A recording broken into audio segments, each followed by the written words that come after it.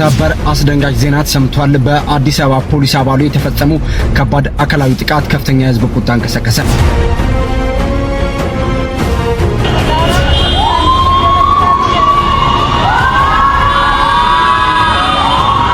በአዲስ አበባ ከተማ የጸጥታ አካላት የሚወስዱት እርምጃ በርካቶችን እያስቆጣ ይገኛል። ሰው ልጅ እንደዛ አይመታም። ተው እየለመናችሁ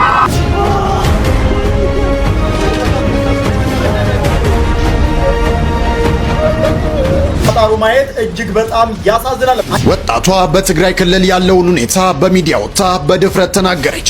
በትግራይ ውስጥ እየተፈጠረ ያለው ነገር በጣም ያሳዝናል።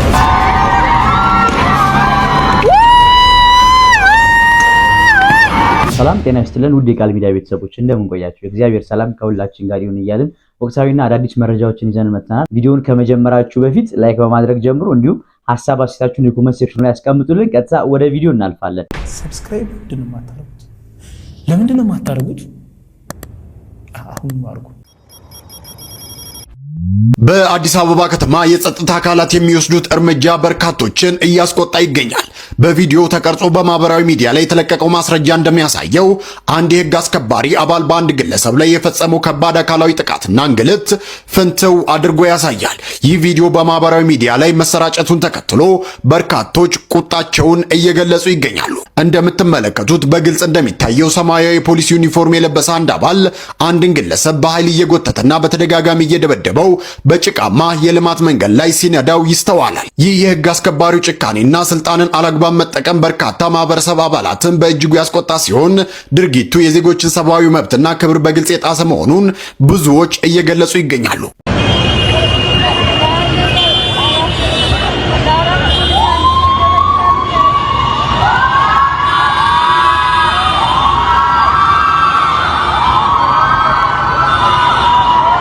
ሰው ልጅ እንደዛ አይመታም።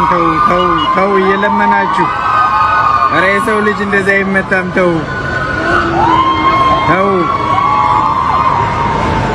አስተምሩት ስለ እግዚአብሔር ብላችሁ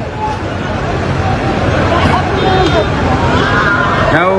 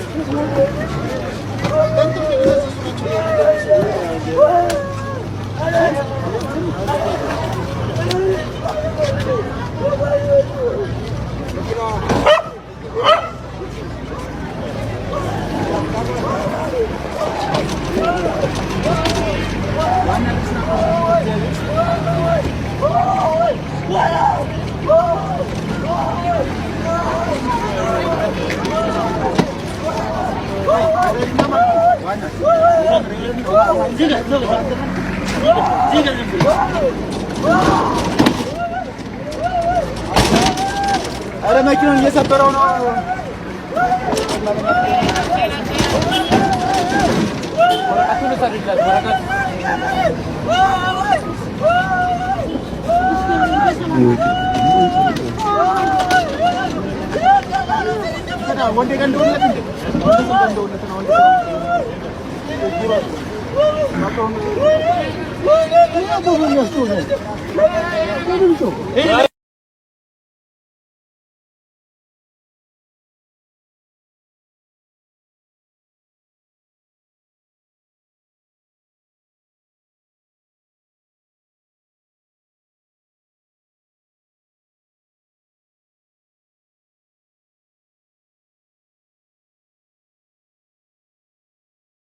ሰበር አስደንጋጭ ዜና ተሰምቷል። በአዲስ አበባ ፖሊስ አባሉ የተፈጸመው ከባድ አካላዊ ጥቃት ከፍተኛ የህዝብ ቁጣ እንቀሰቀሰ።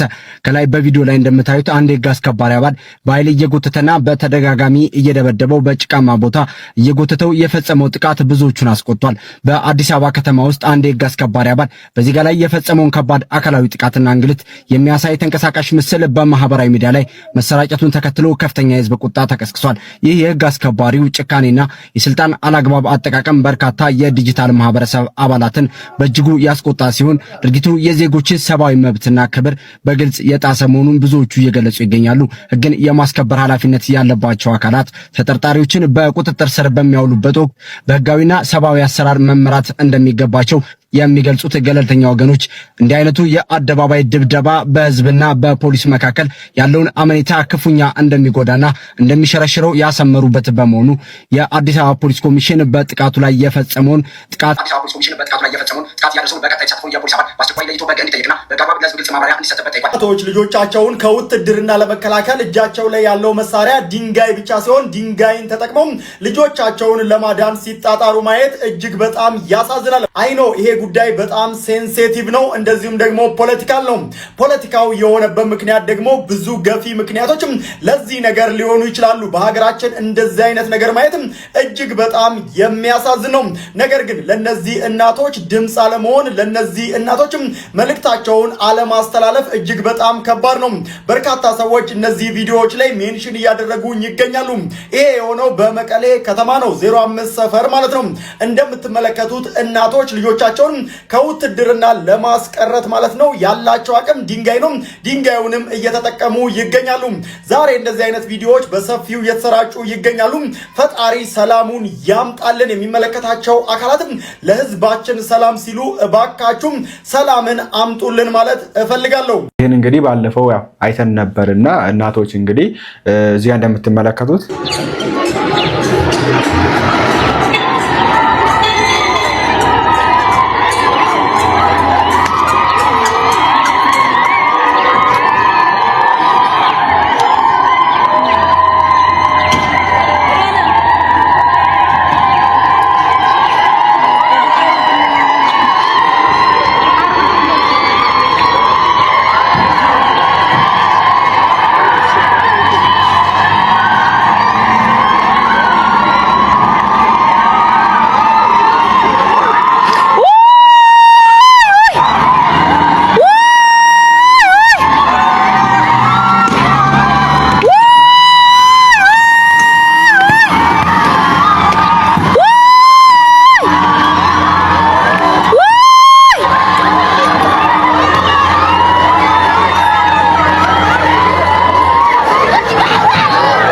ወጣቷ በትግራይ ክልል ያለውን ሁኔታ በሚዲያ ወጥታ በድፍረት ተናገረች።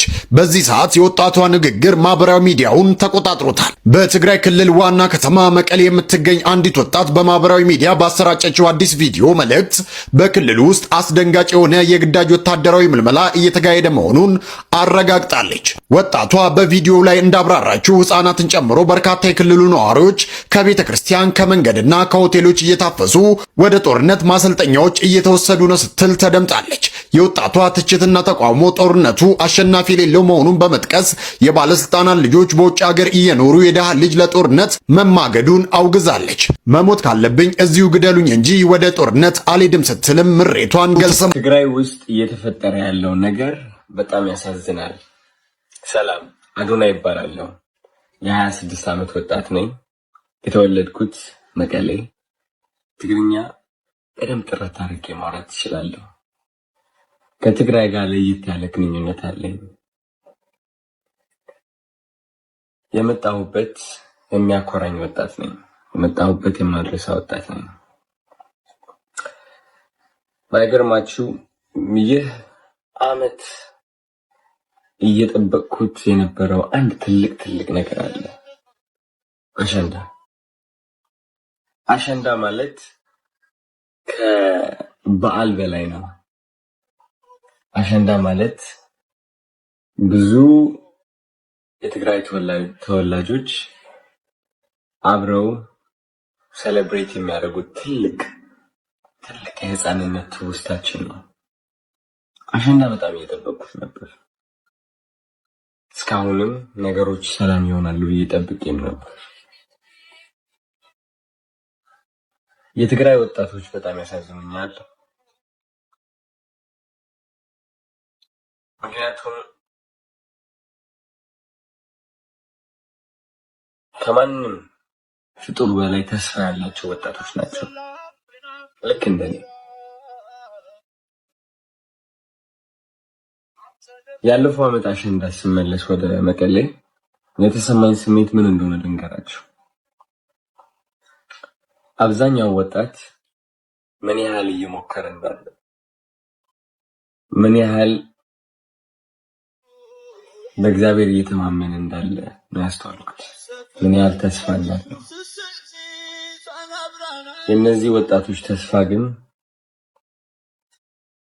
በአጭሩ እየተቋጨ ይገኛል። ብዙዎቻችሁ ሰምታችሁ ይሆናል አሁን እየተፈጠረ ያለው ነገር ትግራይ ውስጥ። በጣም አዝኛለሁ። አሸንዳ 1 ወር ቀርቶት እኔ የጠበቅኩት ትግራይን ከፍ ማድረግ አለብኝ፣ ወጣቱን ማነቃቃት አለብኝ ነበር። ግን በዚህ ሰዓት እንደዚህ አይነት ነገር ያጋጥመኛል ብዬ አላሰብኩኝም። ከብዶኛል ራሴ። እነዚህ ወጣቶች ያለቻቸው ጥቂት ተስፋ ይዘው ለመጓዝ እየሞከሩ እያለ አሁን እየተፈጠረ ያለው ነገር ግን ተስፋቸውን በአጠቃላይ የሚቋጭ ነው። ውጊያ የእነዚህ ወጣቶች ጠላት ነው። አይናቸው ስመለከት፣ ፊታቸው ስመለከት ጀግንነት ይታየኛል። እነዚህ ወጣቶች ውስጥ ጀግንነት አያለሁ። ግን የማየው ጀግንነት የውጊያ ጀግንነት አይደለም። የማየው ጀግንነት የተስፋ ጀግንነት ነው። የሰላም ጀግንነት ነው። የመለወጥ ጀግንነት ነው። እነዚህ ወጣቶች ውጊያ መግባት አለባቸው ብዬ አላስብም፣ አላምንም። በዚህ ዘመን ውጊያ ወደ ኋላ እንጂ ወደፊት ሊወስደን አይችልም። እነዚህ ወጣቶች ይበቃቸዋል። አሁን የሚያድጉበት ጊዜ ነው። አሁን የሚለወጡበት ጊዜ ነው። እኔም እነሱን ለማስተማር ወጣቶቹን ለማነቃቃት ራሴን በጣም ሳዘጋጅ ነበረ። በተቻለኝ አቅም እንዴት አድርጌ እነዚህ ወጣቶችን ተስፋቸው ላስቀጥለው፣ እንዴት በራስ መተማመናቸው እንደገና እንዲመልሱ ላግዛቸው፣ እንዴት ቀና ብለው እንዲሄዱ ላግዛቸው፣ እንዴት ውስጣቸው ላይ ያለው ፍርሃት ለመቅረፍ ሞክር። እነሱ ያለፉትን ነገር ባላልፍም ግን ልክ እንደ አንድ ወንድማቸው እረዳቸዋለሁ። የውጊያ ጓደኞች ያጣሁበት ውጊያ ነው። የውጊያ ወንድሞች ያጣሁበት ውጊያ ነው። አሜን። እንዲደገም ግን አልፈቅድም።